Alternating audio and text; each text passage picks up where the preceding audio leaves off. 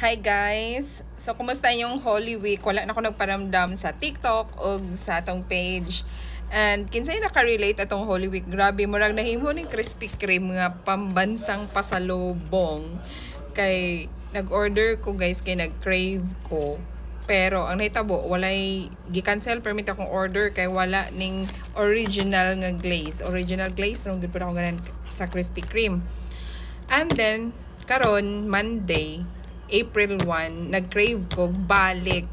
Kay wa man gito na hitabo tong akong gi-crave atong niagi kay wala lagi ni. So nag-order ko guys.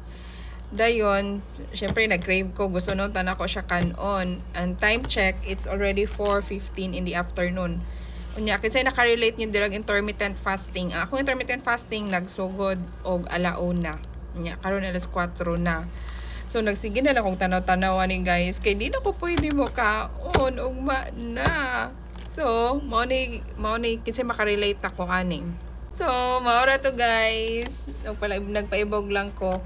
Ako mong i-update ugma kung nakoy time. Kung nakuan ba gid ni. So, sealed pa ni. Atong akto lang i-unbox para dugang palaway, diba? Kaya aron ugma, i-check na to kung nakuan ba gid ko. Natintal ba ko sa tukso, di ba? Oh, di ba? Nara 6 pa na kabuok ha. Fresh pa na.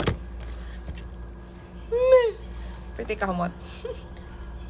So tanaw-tanawon sa nato ni tanaw na to ug unsa gid atong patience, no? Test of patience gini karong panahon na. So mara to guys, see you tomorrow.